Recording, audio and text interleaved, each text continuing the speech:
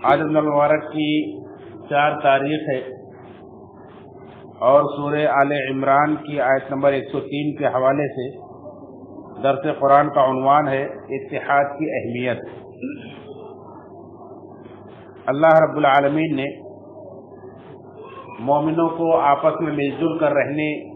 اتحاد اتفاق کے ساتھ رہنے پر ابھارتے ہوئے فرمایا کہ اللہ کی رسی کو تم سب اکٹھا ہو کر مضبوطی سے تھام لو اور الگ الگ نہ رہو، فرقے فرقے نہ بنو، اور اللہ کی نعمت کو اپنے اوپر یاد کرو۔ جب تم آپس میں ایک دوسرے کے دشمن تھے تو اللہ نے تمہارے دلوں کو ملا دیا، تو اللہ کی نعمت سے تم آپس میں بھائی بھائی بن گئے، اور تم جہنم کے گڑھے کے کنارے پر پہنچ چکے تھے تو اللہ نے تمہیں اس سے بچا لیا۔ اسی طرح اللہ تعالیٰ اپنی آیات تمہارے لیے کھول کھول کر بیان کرتا ہے تاکہ تم ہدایت پاؤ۔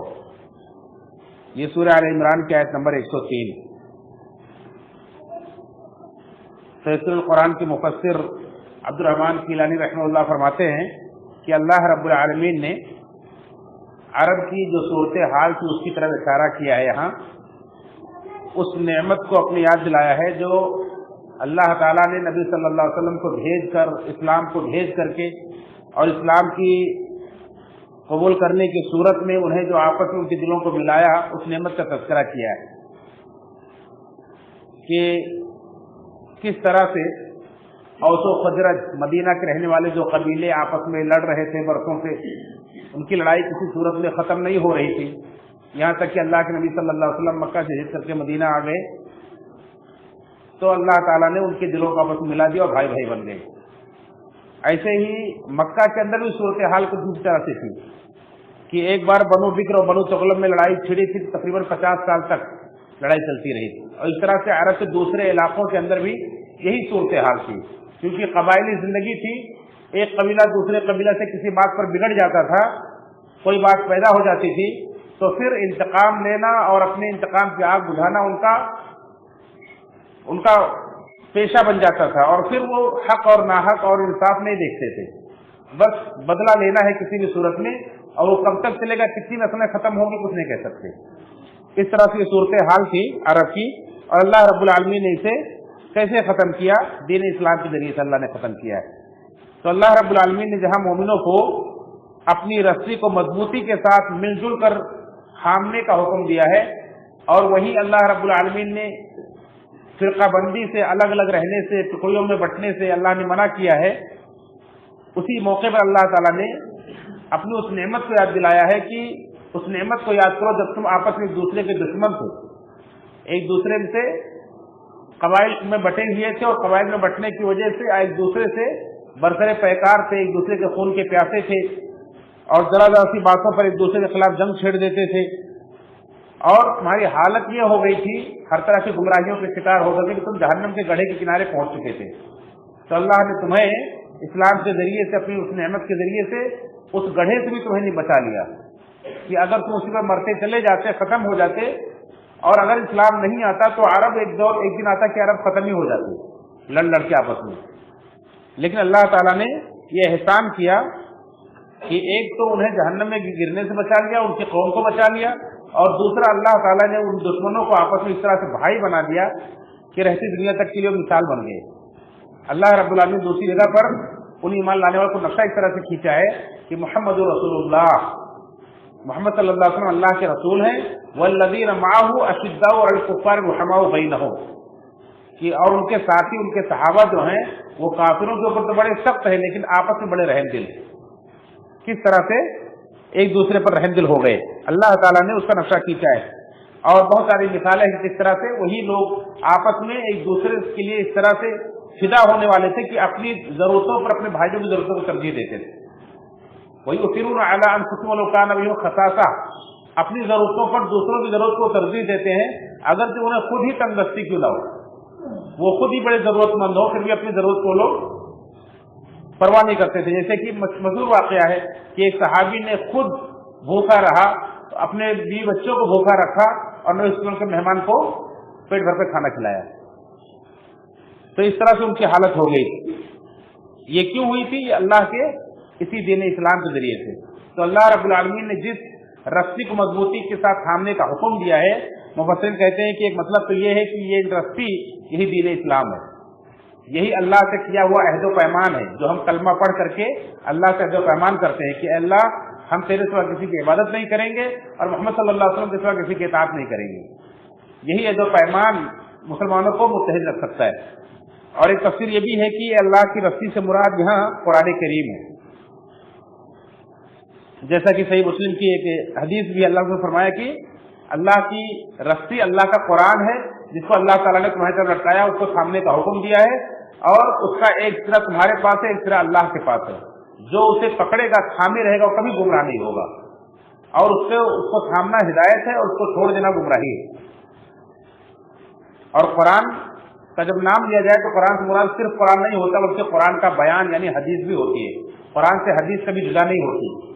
اس لیے اگر حدیث کا نام نہ بھی لیا جائے تو قرآن کے ساتھ حدیث شامل ہے، کیونکہ اللہ رب العالمین نے جہاں قرآن نازل کیا ہے وہی قرآن کا بیان بھی اللہ نے ہی نازل کیا ہے۔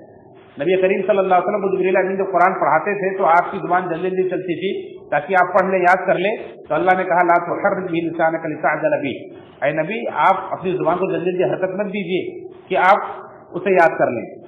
ان علینا جمعہ وقرآن، اس قرآن کو آپ کو یاد کرا دینا، آپ کو پڑھا دینا، یہ ہمارے ذمہ ہے۔ ثم ان علینا بیانا، پھر ہمارے ذمہ ہے اس کو بیان کر دینا، ہم آپ کو اسے صرف پڑھا نہیں دیں گے بلکہ سمجھا بھی دیں گے۔ اور پھر نبی کریم صلی اللہ علیہ وسلم کی ذمہ داری اللہ نے رکھی، وَنَزَّلْنَا عَلَيْكَ الْكِتَابَ لِتُبَيِّنَ لِلنَّاسِ، کہ اے نبی ہم نے آپ کے اوپر یہ کتاب نازل کیا تاکہ آپ لوگوں کے لیے بیان کریں۔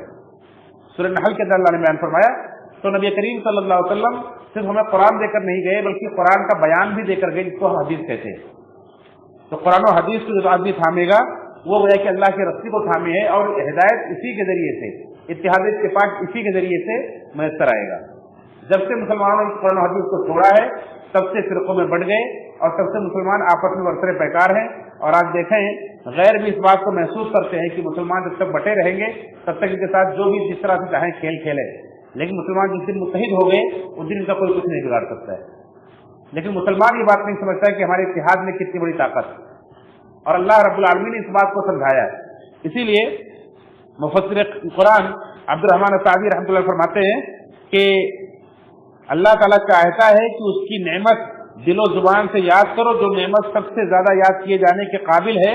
وہ ہے اسلام، وہ ہے اتباع رسول، وہ ہے اتحاد اور انتشار و افتراق سے بچنا۔ اور کہتے ہیں کہ اتحاد کے ساتھ رہنا یہ تقوی اختیار کرنے میں بڑا مددگار ہے۔ تقوی ہمارے تمام عبادات کا جو نچوڑ ہے، ہم جب تک متحد نہیں ہو پائیں گے تب تک ٹھیک سے ہم متقی نہیں بن پائیں گے۔ اس لیے اس سے پہلے کی جو آیت جو ہے آپ پڑھیں گے، اللہ نے اس کو تقوی کا حکم دیا ہے، یا الذین آمنوا اتقوا اللہ حق تقاته ولا تموتن الا وانتم مسلمون، اے ایمان والو اللہ سے ڈرو جیسا کہ اس سے ڈرنے کا حق ہے، اور تمہاری موت نہ آئے مگر اس حال میں کہ تم مسلمان ہو۔ اس کے بعد پھر کہا واعتصموا بحبل اللہ جميعا، اللہ کی رسی کو مضبوطی سے ایک ساتھ مل کر کے تھام لو۔ صرف یہ نہیں کہ اللہ کی رسی کو تھام لو، کہا جمیعا، اکٹھے ہو کر، ایک ساتھ ہو کر مضبوطی سے تھام لو۔ تو مسلمانوں کو چاہیے کہ اللہ کے دین کو اتحاد کے ساتھ تھامیں، قرآن کو اتحاد کے ساتھ تھامیں، ایک ساتھ مل کر چلیں تاکہ انہیں تقوی حاصل ہو، اور جس سے تقوی حاصل ہو جائے گا تو دین و دنیا کی ساری بھلائیاں حاصل ہو جائیں گی۔ اس لیے مسلمان آج اس بات کو محسوس تو کرتا ہے کہ اگر ہم متحد ہو جائیں تو کتنے بڑے بڑے کام کر سکتے ہیں، اگر ہم متحد ہو جائیں تو کتنی ہمارے لیے آسانیاں ہو سکتی ہیں، کتنی بھلائیاں پا سکتے ہیں، لیکن کیسے متحد ہوں اسے نہ مسلمان سمجھنے کے تیار ہے، اور نہ ہی یہ بڑے بڑے دل مفاد پرست لوگ ہیں جو فرقہ پرست لوگ ہیں یہ سمجھنے بھی نہیں دیتے کہ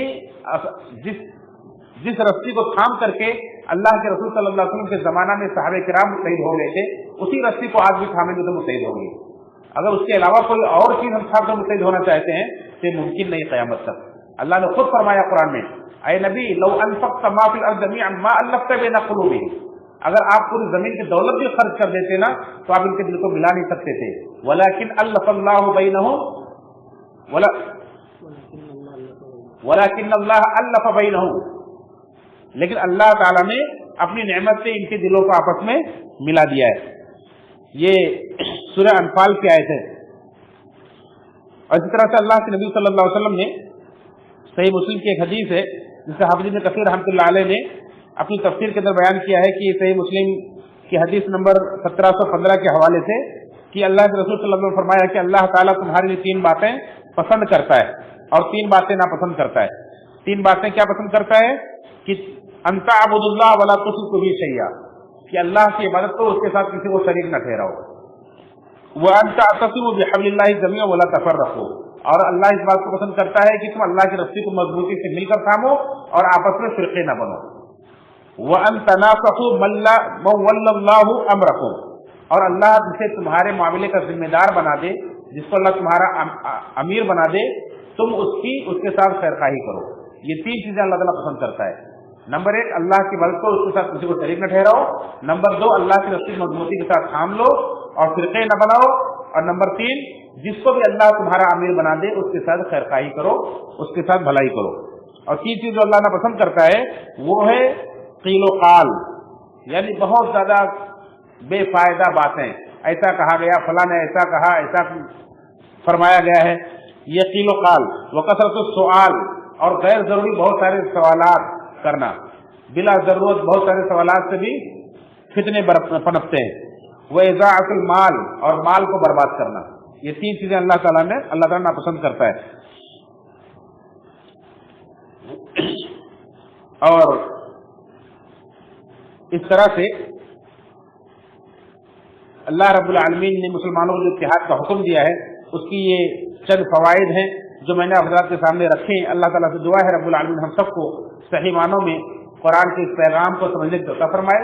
اور ہمیں آپس میں متحد و متفق ہو کر دین اسلام پر چلنے کی، تقویٰ کی راہ کو اپنانے کی توفیق فرمائے۔ اللہ تعالیٰ جس پر زندہ رکھے، دین اسلام پر زندہ رکھے، جب بھی دنیا سے اٹھائے تو حلقہ ایمان پر اٹھائے۔ آمین تقبل یا رب العالمین۔